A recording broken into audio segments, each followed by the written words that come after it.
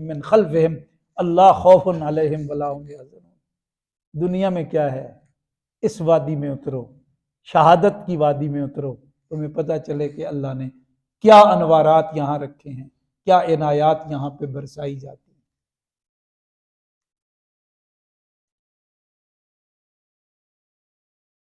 صحابہ کرام فرماتے ہیں کہ ایک بڑا الڑ سا جوان تھا، اس کے ہاتھوں میں کھجور کی ٹہنی تھی، خوشہ تھا تازہ کھجور کا، وہ کھا رہا تھا۔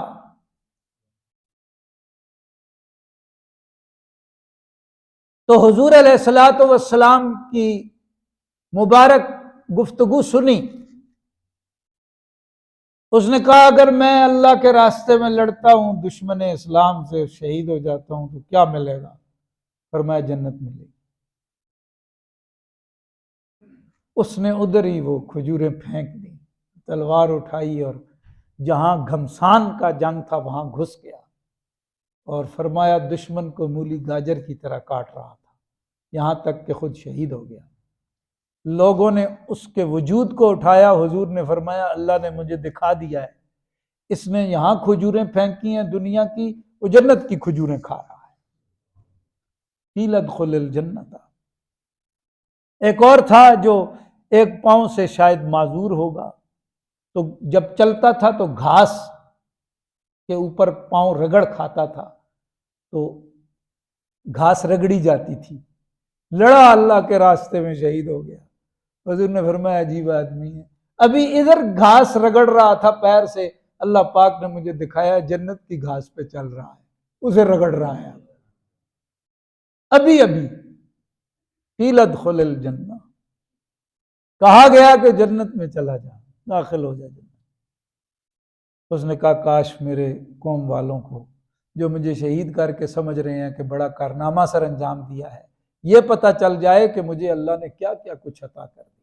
پہلی بات یہ ہے کہ اللہ نے میری مغفرت کر دی، دوسری بات یہ ہے کہ اللہ نے مجھے بہت اعلیٰ درجہ دے دیا ہے۔ وما انزلنا علی قومہ، ہائے ہائے، حدیث پاک میں آتا ہے نبی علیہ السلام سے اللہ پاک نے فرمایا کہ لوگوں کو بتا دیں جو میرے کسی دوست سے دشمنی کرتا ہے، میں اللہ اس کے خلاف اعلان جنگ کرتا ہوں۔ یہ اللہ کا دوست تھا۔ وما انزلنا علی قومہ من بعدہ، اس کی شہادت کے بعد ہم نے نہیں اتارا اس کی قوم پر من جند من السماء، کوئی آسمانی لشکر، وما کننا منزلین، اور نہ ہم اس کے محتاج ہیں کہ کوئی لشکر ہوگا تو کوئی کام بنے گا، ہمیں ایسی کوئی ضرورت بھی نہیں ہے۔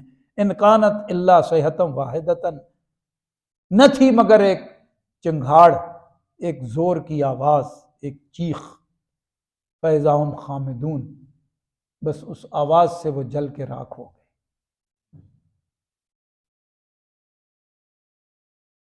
بجھ جانے کا مطلب کیا ہوتا ہے؟ آگ جل رہی ہے، جب آگ بالکل ختم ہو جاتی ہے، کوئی انگارہ چنگاری بھی نہیں رہتی، راکھ خاکستر اس طرح جل کے، کیا آواز ہوگی۔ تو مفسرین کرام نے فرمایا جبریل علیہ السلام سے اللہ پاک نے فرمایا ایک چیخ مار دے ان پر، اس چیخ نے ان کا کام کر دیا۔ اللہ کے دوستوں سے جو دشمنی کرتے ہیں پھر اللہ کے اختیار کو بھی دیکھ لیں، یا حسرتاً علی العباد، بندوں پہ بہت افسوس ہے۔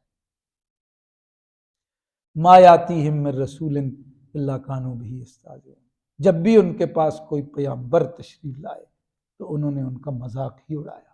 بڑا افسوس ہے جو انبیاء کا مذاق اڑائیں، اللہ کے بھیجے ہوں کا مذاق اڑائیں۔ اسی سے یہ بات بھی سمجھ لیں کہ کوئی امتی بھی اگر اللہ کے رسول صلی اللہ علیہ وسلم کا پیغام لے کے آیا ہے تو یہ مت دیکھو کہ وہ کون ہے، یہ دیکھو کہ وہ پیغام کیا لایا ہے، اس کا احترام کرو۔ الم یروا کما اہلکنا قبلہم من القرون انہم الیہم لا یرجعون۔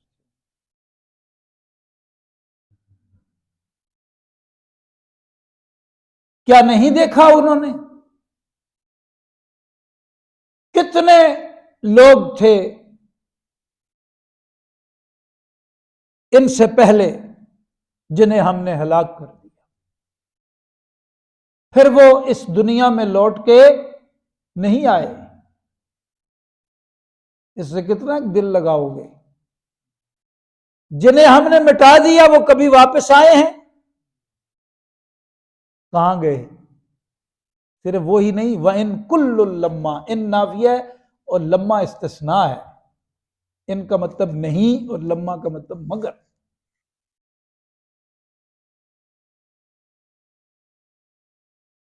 اس طرح جب نفی استثناء آ جائے تو کیا مطلب کیا جاتا ہے؟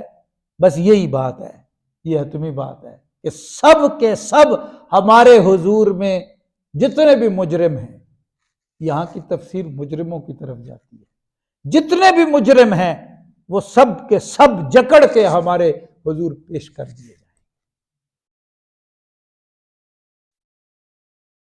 کہاں جاؤ گے؟ میری بارگاہ میں آنا پڑے گا۔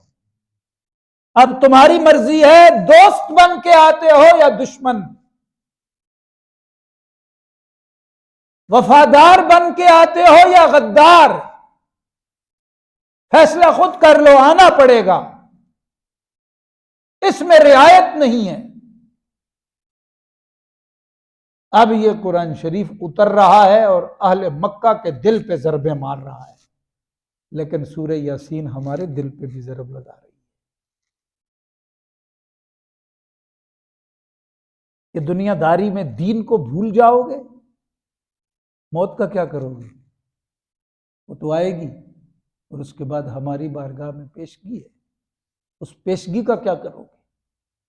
مراقبہ موت میں یہی سبق سکھایا جاتا ہے کہ اپنے آپ کو اللہ پاک کے سامنے پیش ہوتا ہوا سوچو، اپنے وجود کو لاش بنتے ہوئے سوچو، اپنے وجود کو سپرد خاک ہوتے ہوئے سوچو، قبر کے سوال جواب سوچو اپنے بارے میں، اور بارگاہ رب العالمین میں دنیا کے اعمال نامے کے ساتھ پیش ہونے کو سوچو۔ یہ وہ سبق ہے، سب قرآن شریف کے سبق۔ درود شریف۔